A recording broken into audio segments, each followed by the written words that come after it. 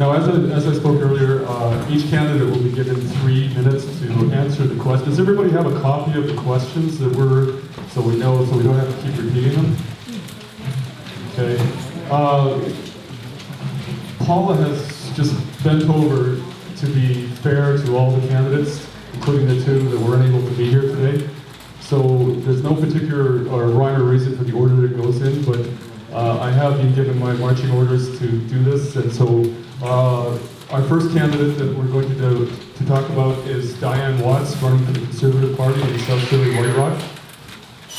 Her bio is Diane Watts is the Conservative MP candidate who served in Surrey City Council for 9 years before becoming the first woman elected mayor of Surrey in 2005. She was re-elected to a second term in 2008 and a third in 2011. During her time as mayor, her focus was on reducing crime and homelessness, increasing sustainability and livability, and attracting investment and creating jobs. A hallmark of her leadership is her ability to bring people together to work as a team. As mayor, she was able to achieve the lowest residential and business tax rates in Metro Vancouver, and also played a significant role in attracting investment and creating jobs. She was invited to attend this forum, however declined, saying proper protocols to wait until the writ is dropped, and suggested that MP Russ Hebert be invited. Mr. Hebert was invited but declined as he is in Ottawa, and his assistant responded with this email and asked for a statement. The email said, "Thank you for the invitation, but Mr. Hebert will not be able to answer any of the questions that we're presenting to him." But to be fair, Diane Watts has sent us an email and with some comments. They're not the answers to the questions, but they give a pretty good idea where she stands on this issue.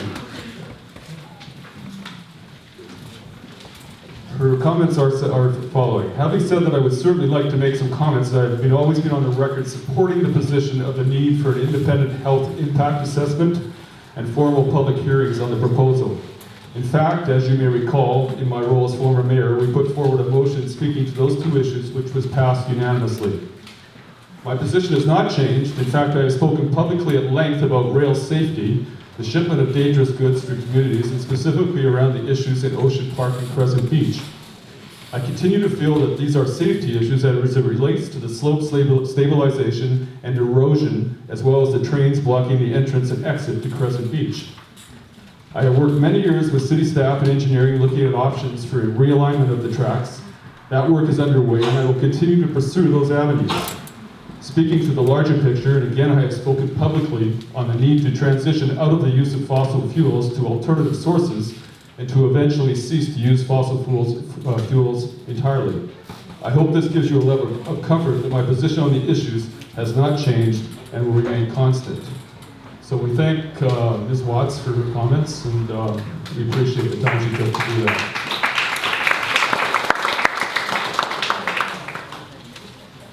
Our next candidate is also unable to be here. The gentleman's name is Larry Calero, and he's running for the Green Party. And his bio is such that Larry Calero is the Green Party MP candidate, could not be with us. Larry is a 2-time Green Party candidate for South Surrey White Rock and is running to defend our coastline, specifically Semiahmoo Bay, from the destructive potential of an oil spill and to build a strong, sustainable, and future-friendly economy. Larry is a professional facilitator and certified management consultant with an MBA in the management of technology and has several clients from 20 different sectors of the economy. He has taught graduate level business ethics at both UBC and SFU, and has published 2 popular articles for the UBC Centre for Applied Ethics, one of which has been republished worldwide in 4 languages, while his other one has been used by the Privacy Commission of Canada, the RCMP, and US Special Forces, just to name a few. Larry says he would like to see more emphasis on democratic reform, sustainability and social justice, and believes in the Green Party because he says it has the most consistent, comprehensive, and fiscally responsible set of policies of any Canadian party. Now, Larry has also sent in answers to the question which I'm being asked to read.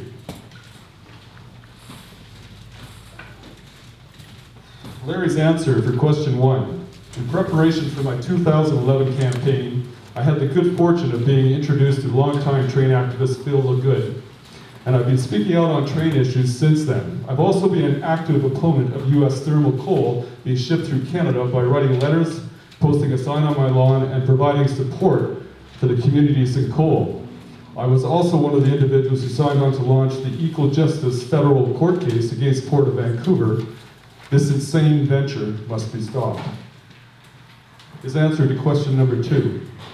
The Port of Vancouver insists they have the right to make a unilateral decision and to ignore 9 municipalities and 8 MLAs who either outright reject their proposal or demand a full health impact assessment.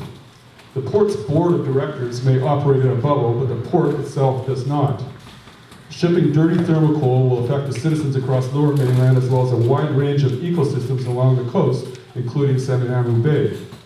At the very least, the Port has a responsibility to properly assess the impact of their business before making a decision that will affect us all. Instead, they blatantly shirk that responsibility and make things worse by orchestrating a charade to make it appear that they consulted the public and adequately assessed the health and environmental impacts. The Port's board of directors is appointed by the federal government, which is an indication of the gaping disconnect between our national government and its citizens. What has our government become? A reckless promoter of business at any cost. Mr. Coleral's answer to question 3. First, if the Port is using the excuse that the shipment of coal outside their land is not within their jurisdiction, then why are they the ones making the final decision on this project instead of the municipalities impacted? Shouldn't the Port defer to the wishes of people living in those areas?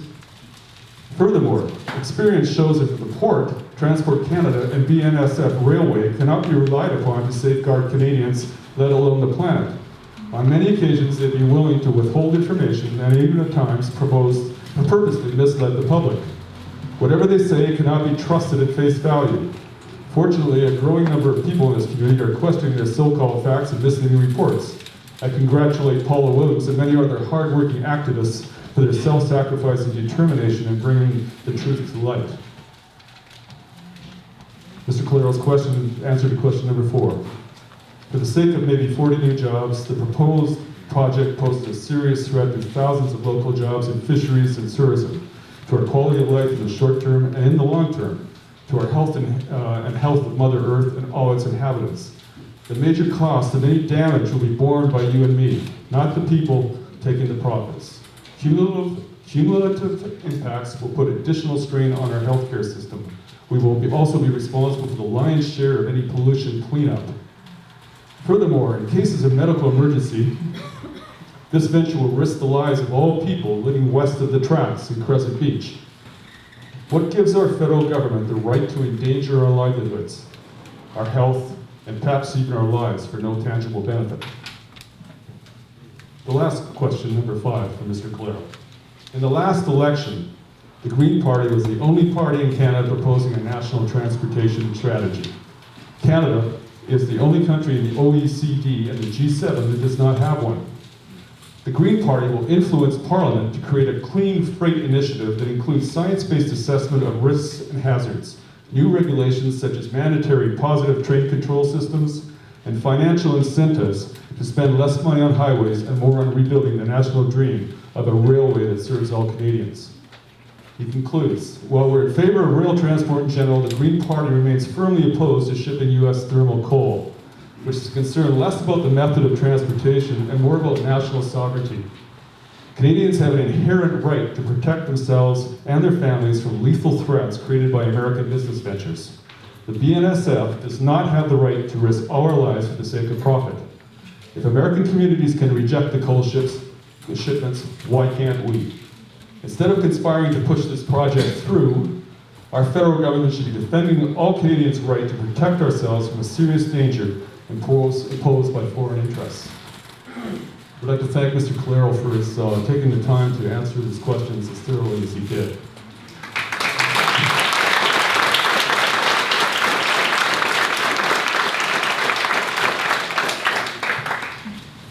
And now to an actual human being.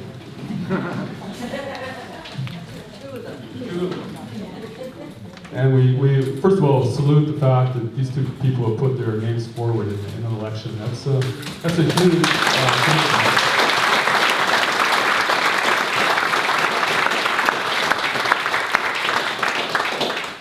Joy Davies of the Liberal Party. Her bio reads, executive, former city councillor, proud mother and grandmother, and lifelong volunteer. Joy has proven ability to advocate effectively on an array of issues. It is her unparalleled experience in both the private and public sector which will make Joy a strong representative for South Surrey White Rock in Ottawa. Joy served as the Boundary Air Quality Committee coordinator and as a Grand Forks City Councillor 2008 to 2011, chaired the Economic Development Committee, and through her leadership completed their first community-driven economic development plan and made Grand Forks one of 25 solar cities in BC. And that was from 2008 to 2011. Serving 2 terms as councillor for Tumbler Ridge, BC, Joy was part of the area's historic inaugural city council. During that period, Joy chaired many provincial and regional committees, including the Regional Tourism Committee, for which she was awarded the Regional Hospitality Award. Joy served as the president of the Tumbler Ridge Chamber of Commerce, was a board member of the BC Chamber of Commerce, founding member and director of government relations for the Canadian Medical Cannabis Partners Society, and served on the board of directors for the Peace County Community Futures, a community-driven nonprofit organization which provides small business services and business management tools for individuals wanting to start, expand, franchise, or sell a business. Joy Davies has specialized training through an instructor diploma program as certified by the British Columbia Ministry of Advanced Education, Training and Technology, and lives in White Rock. Would you please welcome Joy Davies.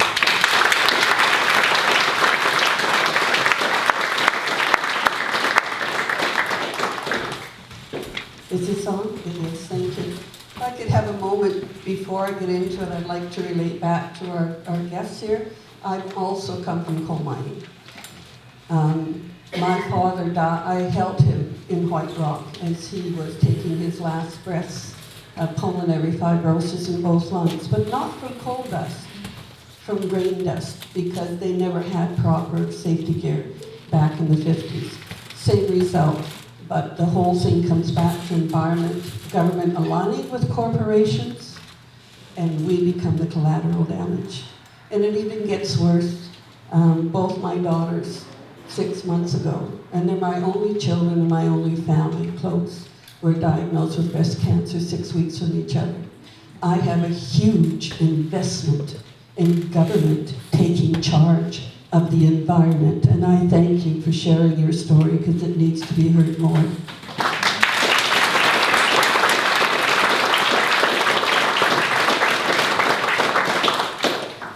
Okay, 3 minutes and 5 questions. And I'm rushing, so you're not going to get a lot of intonation. We have sadly seen the Harper Conservative government systematically tear down science, the economy, healthcare, the middle class, total disrespect for the justice system, our democratic election process, and care of health and safety of Canadians across the country. Tonight, we are having a conversation about the Delta coal port. In response to the questions posed in 3 minutes, I will do my best to complete them and respond. First, let me say that I am very concerned about environmental issues. As you've seen in my bio, I've been engaged in it from a community perspective. I do not have the wonderful experience in education that Pixie has, and I'm sure she'll have a lot to say. As you've heard, I've worked for better environmental standards that would ensure cleaner air and provide an energy alternative to carbon fuel.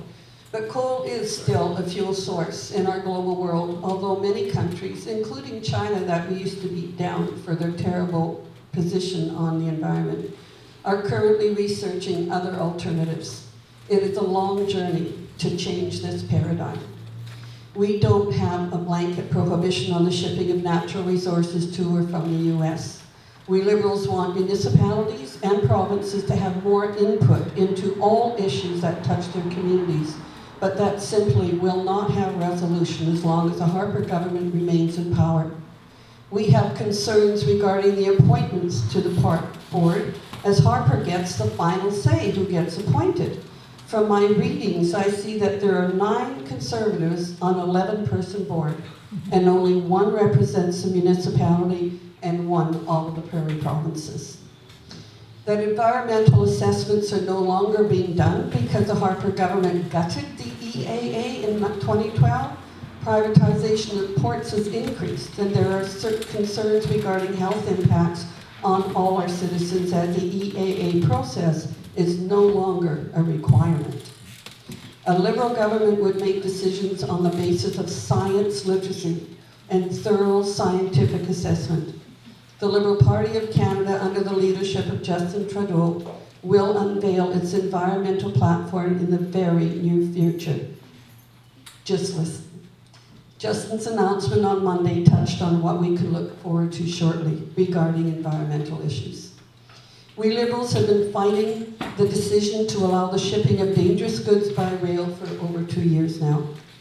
Under Harper's government, there has been a 20% reduction in rail safety spending over the 5 years, and an 11% reduction in the overall Transport Canada budget in 2015, $2.5 million. And the policy still continues. We want the municipalities to be informed before the goods are shipped, unlike the Harper Conservative government that put legislation in that municipalities will only be informed by report 60 days after the trains have gone through the municipality. There are no meetings with municipalities or the provinces, no discussion at all. Everything remains at high levels, and Canadian safety is not being protected. A Liberal government will bring real change. Thank you.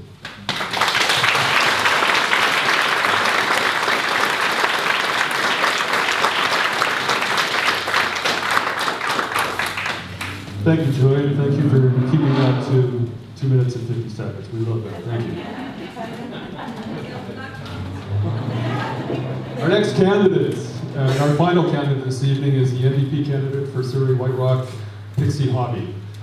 Pixie Hobby is the NDP, it says her decision to offer her candidacy to the NDP was driven by an overwhelming compulsion to take concrete action to get Canada back on track, and that our fundamental rights and freedoms are threatened by Bill C-51.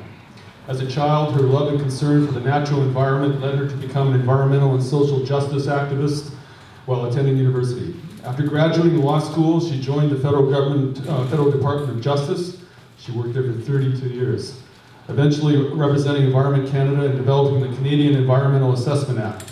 She also worked on environmental issues with First Nations and was involved in the development of the First Nations Land Management Act and the inherent right to self-government policy. Since then, she has focused in the area of environmental assessments of major development projects, including Delta Port Container Terminal Berth 3, Enbridge Northern Gateway Pipeline Project, New Prosperity Gold and Copper Mine, and the Site C Clean Energy Project. In 1997, she authored the Canadian Environmental Assessment Act, an annotated guide published by the Canada Law Book, and is now practicing environmental law from her home in Crescent Beach. It says she is tired of watching the continual erosion of democracy in Canada and wants to do something to change that. Please welcome Pixie Hobby.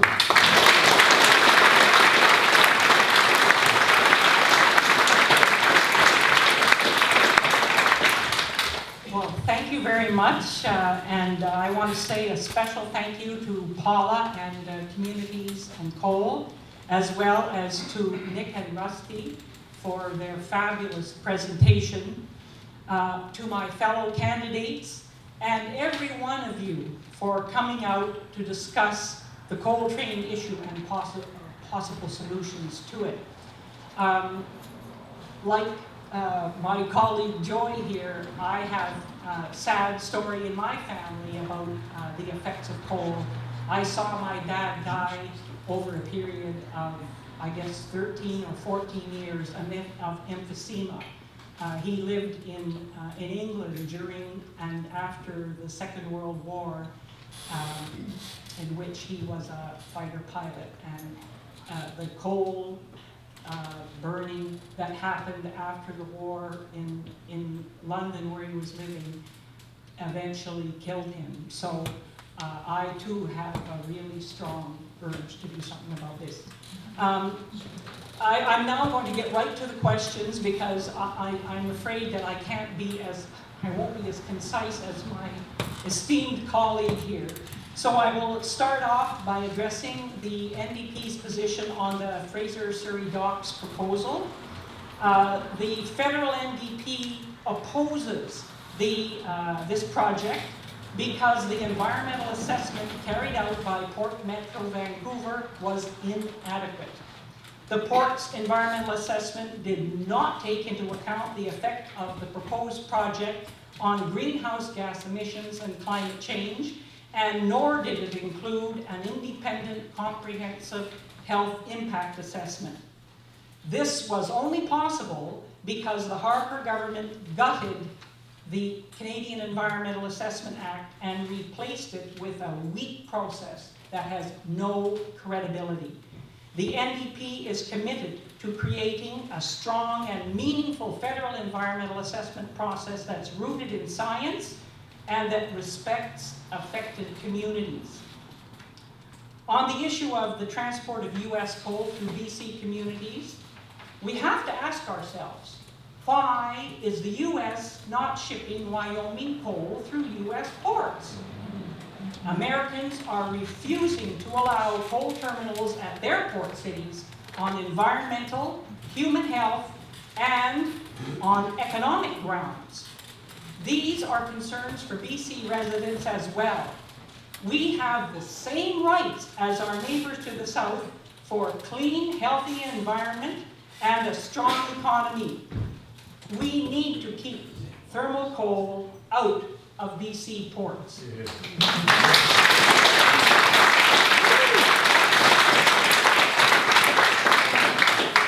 The third one, on Port Metro Vancouver's decision-making and review process for major projects.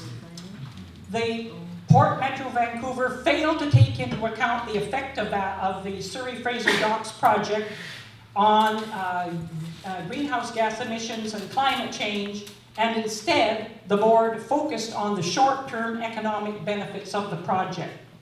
The board of directors of the Port Authority is appointed by the Minister of Transport and is made up almost entirely of business owners who typically have a vested interest in the port's financial bottom line. The port's mandate is to facilitate trade. However, the board's very composition is creating an appearance of bias on the part of the decision makers. There are no mechanisms in place to ensure transparency and accountability to potentially affected communities.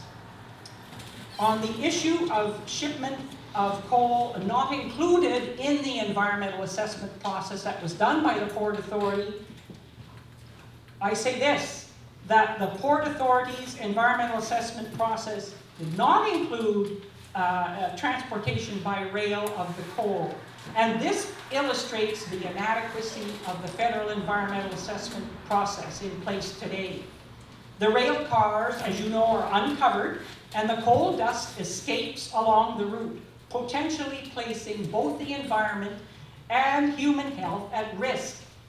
Given the concerns of the chief medical health officers, the rail transport of coal ought to be included as part of the project for environmental assessment purposes. In the past, the scope of environmental assessments has been broadened to include transportation factors, and there's no good reason why this couldn't be done in the case of the Fraser Surrey Docks proposal.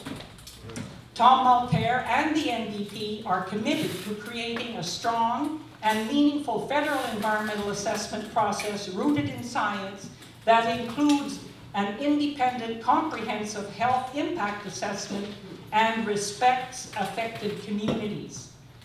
On the issue of independent, comprehensive health impact assessments,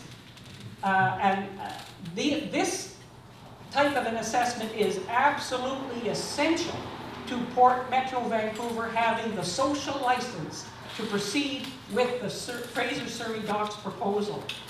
And as I mentioned earlier, Tom Mulcair and the NDP have promised to create a strong and meaningful environmental assessment process based on science that would include an independent, comprehensive health impact assessment where the public concerns warrant it.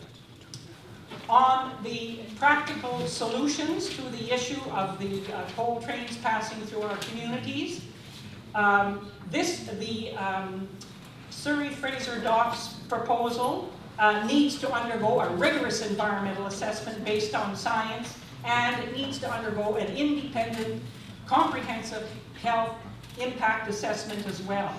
And as I mentioned, the NDP are committed to creating a strong and meaningful environmental assessment process based on science, and that would include an independent, comprehensive health impact assessment. With respect to the authority of Port Metro Vancouver, the process for the appointment of boards of directors for Crown corporations like Port Metro Vancouver needs to be modernized to reflect the principles of participatory democracy.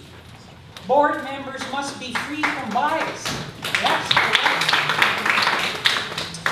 they have to be free from bias and are selected on the basis of their skills and their experience, and it should reflect all key stakeholders within the community that the port serves. These changes can be achieved through amendments to the Canada Marine Act and its associated regulations, and could form and should form part of a comprehensive national transportation strategy. With respect to shipment of dangerous goods through communities, I would say that Canada needs a comprehensive national transportation strategy that addresses the transportation of dangerous goods by rail and includes upgrading rail infrastructure such as tracks and tanker cars, and having sufficient inspectors on hand, and also to have an effective and an efficient, comprehensive enforcement and compliance policy to make sure that the regulated industries are actually doing what they're supposed to do. That said, all options for alternative routes must be carefully examined by way of a comprehensive and rigorous environmental assessment based on science and a comprehensive and independent health impact assessment. And there must be meaningful consultations with members of the potentially affected communities. Thank you for your kind attention.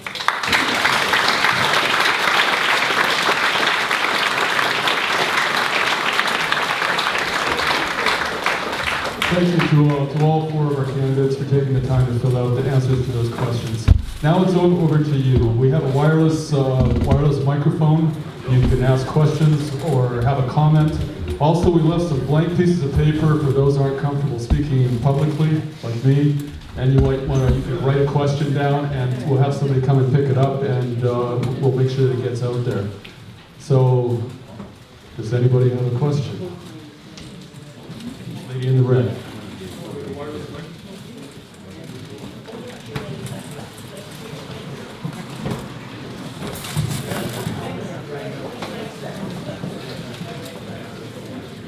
My question is, Mayor of Delta said that the coal dust was really a problem. And so when a municipal politician and her other colleagues didn't agree with her at Metro Vancouver, isn't making sense. What can we do? I mean, I'm in White Rock, so do I write Delta, or who do I write? Who would you like to direct your question to? Both. What can I do to dispel myths and keep this on the platform?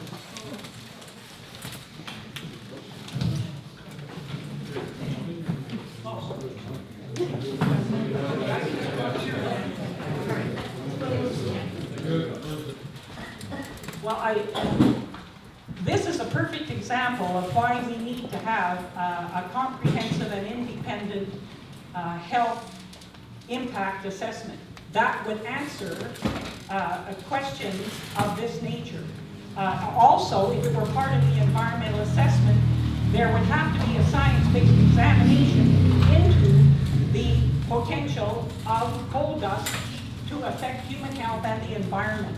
So I think a letter written, I mean, if I were in that lady's shoes who asked me the question, I would write, right at this moment, I would write, well, of course, they're adjourned for the summer, but I would write to the Minister of the Environment for the province and for the federal government, and I would copy the environmental and health critics and the transportation minister I would include in that too, and copy the critics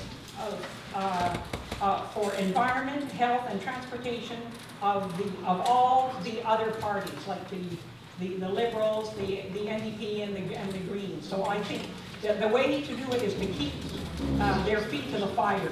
That's the way to do it. Thank you, Pixie. Are we going to both get an answer, or? And of course, I'm going to echo what Pixie said. But the reality is, nothing will happen until we get rid of the Harper government. Please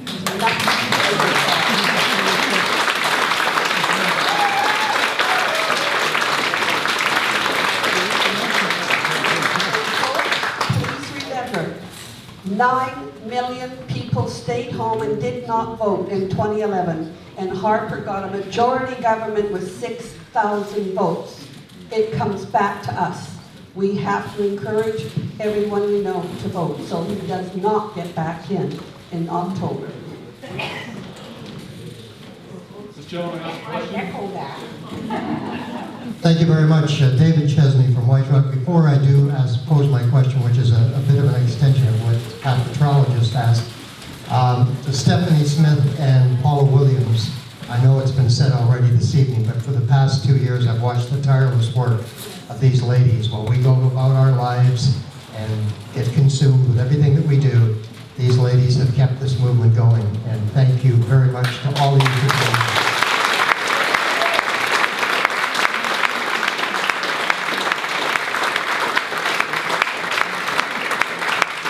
So I would just like to expand upon what the previous lady, Pat Petrala, said.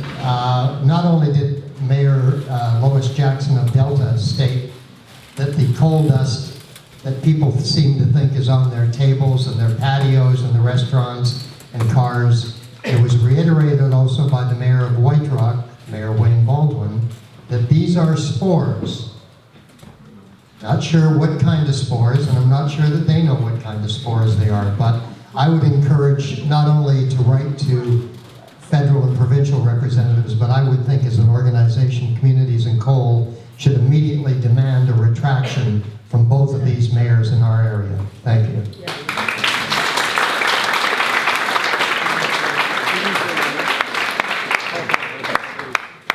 Mike Caberta, White Rock resident since '92. I moved here, there was four trains, and 2 of them were passengers. I've been reading history, and before we get involved in politics, could we separate the issues from coal trains from the dock and the New Westminster or Delta side? These are 2 separate issues, because right now the same coal is being delivered through Delta. 4.5 million tons last year were shipped to South Korea. And the issue is, as a Canadian citizen, the effects of economic hitman. Why is it so important to make the shareholders of the United States wealthy? Because they're shipping their coal through Canada. We're not importing it. Come on, people. Come on, politicians. Where is sovereignty? Right? I read the history, and Great Northern Railway bought the land from Surrey. They didn't buy it from federal government like CPR. The land that they're planning to use, has never signed a treaty. It was expropriated illegally by the New Westminster, stole it. So let's get with law, and let's pull out the history. Why is it that, and no disrespect, the Snoqualmie or the local, my neighbors, ban are American genetic lumi. They're not Canadian nation. Sir, Sir, you have a question? Thank you. So the issue is, can we as politicians not stop, separate the two issues, and in order to handle the train, let's just stop train coming in here.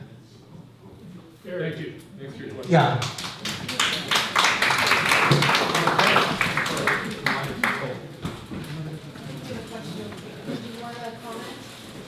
I'm going to revert back. Thank you for your question. Get rid of Harper, and then we can work at it. Put me in Ottawa at the table, I guarantee you. We will be working on it in big ways. I think that Joy has made a very good point here that we really have to change the way the federal government is working in Ottawa. The federal government's not, it's us. You. Well, the The land was bought from Surrey, not federal government. But the federal government is making the decisions now. 1905. Excuse me, sir. The federal government is making the decisions right now about the railway and that we need to change the government so that the government listens to what we say and acts on the instructions that we give them. And then the government is going to listen to what people say, and it'll take those concerns seriously and address them. Hi there, everyone. I actually had a question for you, Joy Davies. I know it's slightly off the topic tonight, but I think it's relevant to the election. Bill C-51 was recently passed. I'm sorry. This is about the coal port. I know, but I want to know, do you agree with Justin Trudeau, or do you agree with the Senate in Parliament? This is about the coal port. Stick with that, please. I agree. I just want that question. Anybody else have a question, coal related?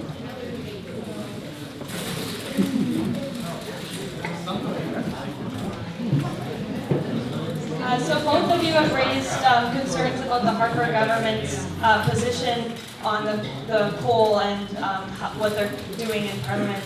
How are you two planning on avoiding vote splitting in the upcoming election so that we can solve this problem?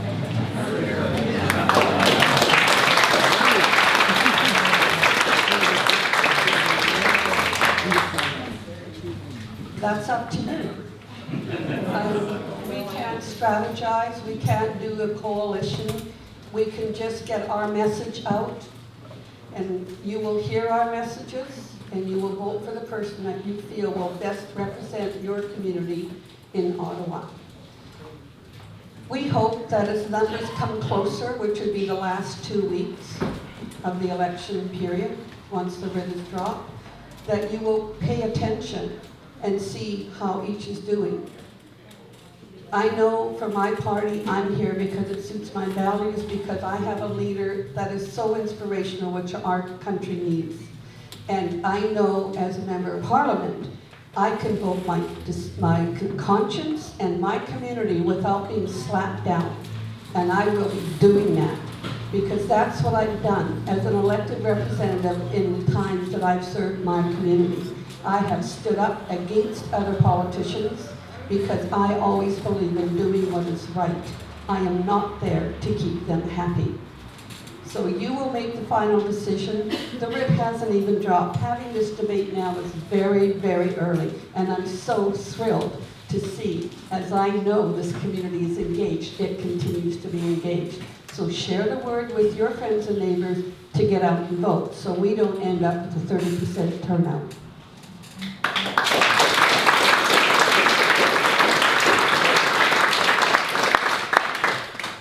The decision is indeed yours, who will be sent to Ottawa.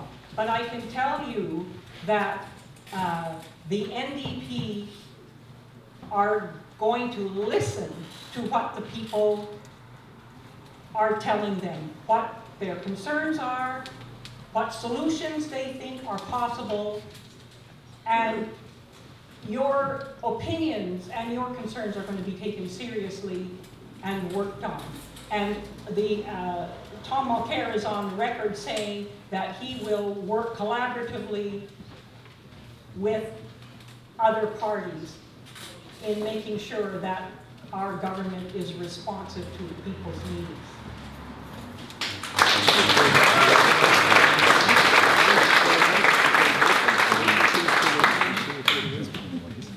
name is Bruce Wood. I'm from Crescent Heights. I have a question for the candidates, and maybe if there's a conservative insider, they might answer for the Conservative Party. I'd like to know what your party stance is on the Trans-Pacific Trade Association or Agreement. The reason I ask that today is that it's in the news that it's been fast-tracked through Washington. The Senate has just passed a fast track. There was over $2 million worth of lobbying money spent on politicians to pass that through the American system. We in Canada, of course, are looking at trade pacts, and why I ask it tonight is that if a coal port is established, and if we agree to the trade pact, it will be nearly impossible to get rid of something as environmentally damaging as the coal port.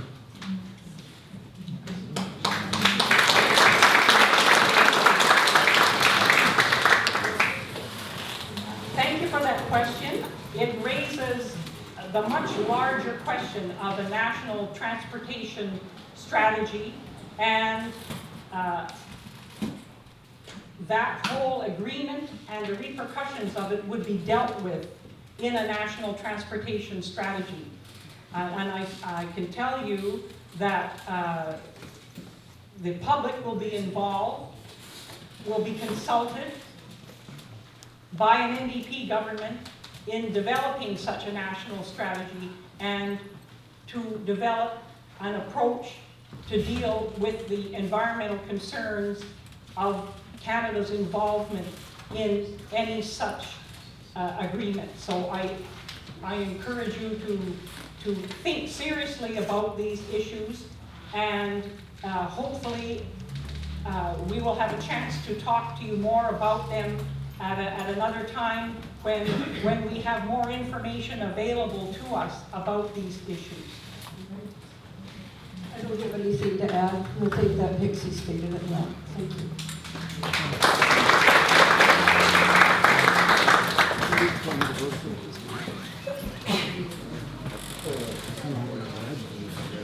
Yes, I'm Brian Lauder. I'm one of the directors of Communities and Co. I've been riding on Paula's coattails for quite a long time right now.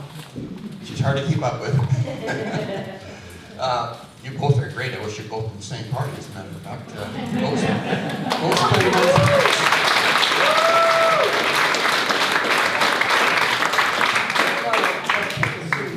Was our Liberal environmental strategist when we were in power. Ben wrote amazing environmental policy that Harper ripped away. So on this issue, I don't think you're going to find a lot of difference between the two of us. So I'd like to ask Pixie, because she's worked with the government for so many years in the environmental position, she can give us a kind of a record, much as she can, without being too detailed, of what has happened with the environmental situation in Canada ever since Harper got in, and what is taken away to do with fisheries and parks boards, you know, and scientists and all that other kind of stuff. Thank you for that question. Very briefly, within the first 3 months of the Harper government coming into power, during that time I was working at Environment Canada and spending about 50% of my time working on species at risk issues in the office in Ladner. Environment Canada has an office there focusing on it's the Canadian Wildlife Service. Within the first 3 months, the Canadian Wildlife Service was cut by 1/3. Within the next 3 months, they were cut by another third. And then we started seeing positions at Department of Fisheries and Oceans on habitat compensation and habitat biology. These positions were being cut, and the scientists were muzzled and prevented from discussing the results of their studies and the work that they were doing, being paid with our tax dollars, and they weren't allowed to discuss these issues, even if the issues were not related to a political issue at the time. They couldn't speak about it.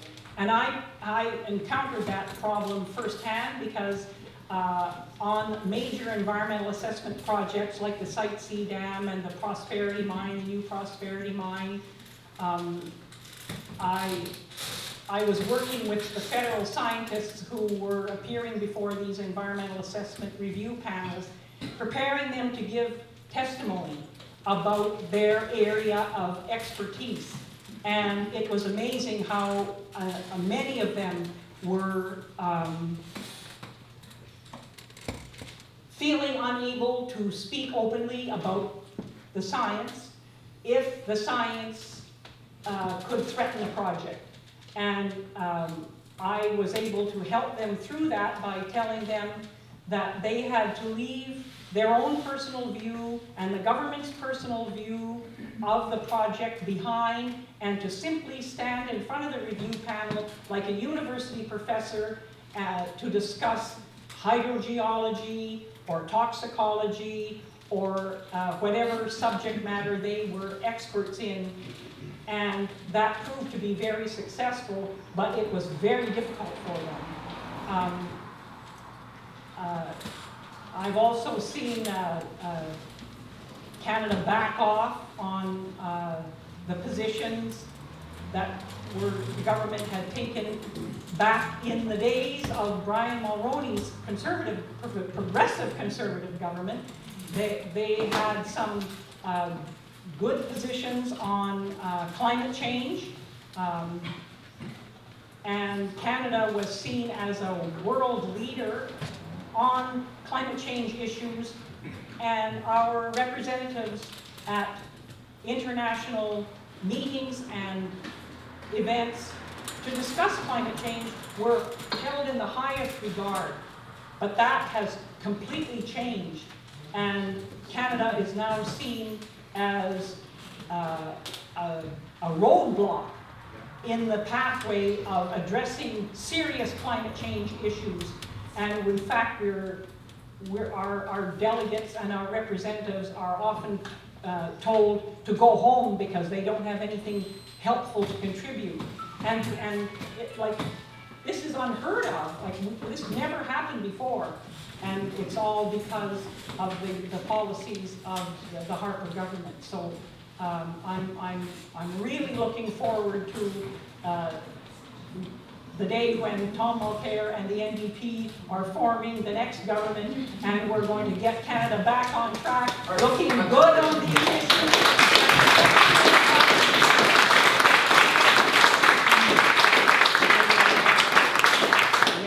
Two more questions. This lady in the white and this lady over here, and then we'll wrap things up. Thank you. Okay, thank you very much. My name is Edie DePonsier, and I am a South Surrey resident, and I have been interested in this issue for a long time. And one of the things that doesn't seem to get addressed, except in the propaganda, is that the economic benefits are more important than the environment. Whose economic benefits would those be? I don't see any economic benefits to our communities, to our country. We're spending a lot of money. I don't see any coming in. And how much economic benefit outweighs the amount of damage?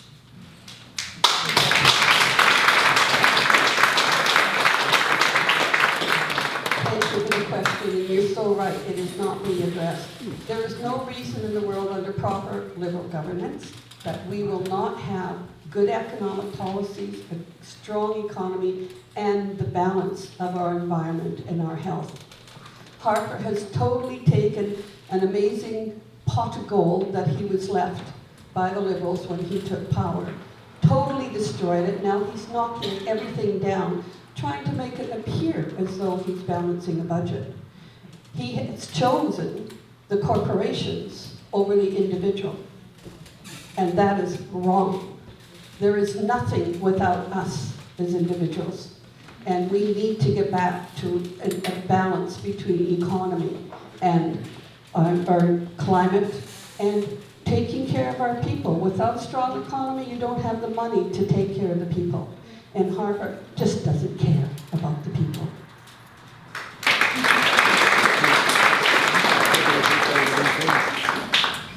Thank you again for that. That was a very good question, and it leads me to something I wanted to say but couldn't fit it in 3 minutes. And that is this. The Americans, our neighbors to the south, have rejected the transportation of coal through their ports on 3 grounds. 1, environmental, 2nd, on health, and 3rd, for economic reasons. Why economic? Simply this, that coal has seen its day. It's old technology, and there's been studies, and the most recent of which that I've read is one that came out in July of 2013. It was a Goldman Sachs study that said that the window on coal is shutting down quickly. And the report concludes that any further investment on coal infrastructure is going to result in the supply exceeding the demand. There'll be an oversupply, and then there will be an economic collapse as a result. Now, here we are in Canada experiencing something similar today, right now. Harper put all his eggs in the oil sands basket. What happened? A flood of oil on the market. Prices go down, our domestic industry collapses, and all the investment that was put into the tar sands or the oil sands by industry and by subsidizing that industry through our tax dollars is wasted now as a result. Are we going to have a repeat performance of this with coal? That's exactly what's going to happen if we start investing in projects like the Fraser Surrey Docks and proposal. And it's for these reasons that kind of development just simply doesn't make sense. Welcome to the 21st century. The Harper government still lives back in the 20th and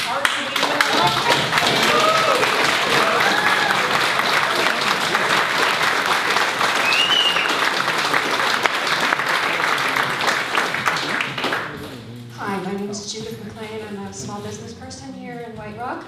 My question is, should we as a community be concerned about legal implications when we protest things and block things that, like things like Asian agreements, can override the democratic right of what decisions we want to make? I'm thinking of other countries can actually sue. Yeah, other countries can sue. Companies from other countries can sue us. So as a lawyer, Pixie, can you help us understand, should we be worried about people that are going to receive this ugly coal? Can they sue communities that are trying to block it?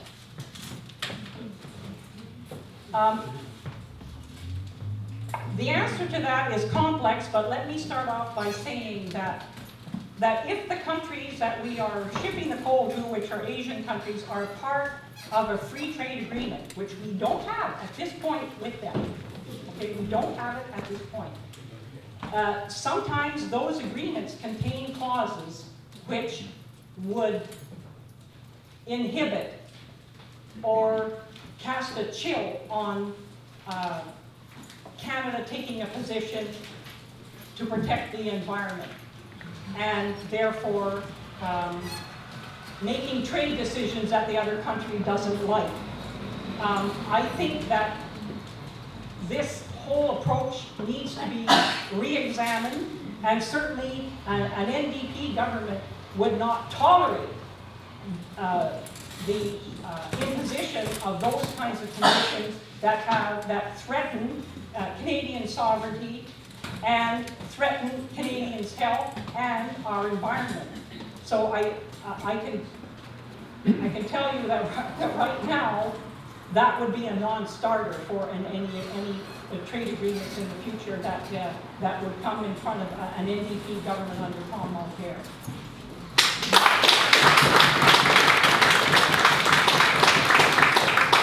I cannot give you a legal opinion. I'm not a lawyer. But look at what's happened already with the international trade agreements that Harper has imposed on us. As an example, 2012, Canadians were sued for $500 million by the Eli Lilly company, a pharmaceutical company, and it was to do with the patent issue. As long as we keep the Harper government going, and I just don't understand who's voting for him. I haven't talked to anybody yet that has. even in 2011. But we can't guarantee anything until he's gone. And it will take time for us to rebuild from what he's destroyed. And as I said a little earlier, Justin Trudeau has already laid out one plank on our plan on Monday. On the 30th of June, there will be a second one to do with the environment and other things. Just keep tuned. I can't tell you details at this moment, but I know that we across the country are doing an amazing job. I just got back from Ottawa. I have been politically engaged since I was 26 years old, and I was first appointed, and I'm told, the first woman ever appointed to City Council when I was 34. I've been here a long time. I was so delighted to be in the same halls as 137 colleagues, other Liberal candidates, most of them under the age of 45. That is our future. I figure, if I'm fortunate enough to be elected, I've got 10 good years to give, God willing, and then I just want to prepare to hand it over to a younger person so they can carry on and continue to build our country in a safe way so that we don't have to normalize cancer. I will never normalize cancer, and I hope you don't either. But we need to build. Thank you. Let's have a round of applause for those who are Thank you.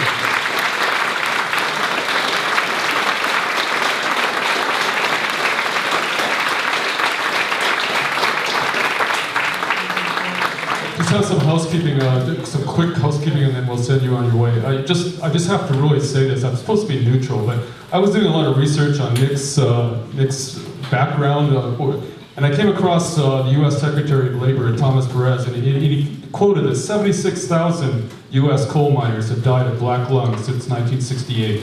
So when we hear our local politicians say that coal is inert or harmless, I think we really have to call them on that. So thank you for coming. Huge thank you to Nick and Rusty. Thanks for Stephanie Smith, Paula Williams, thank you for organizing this meeting.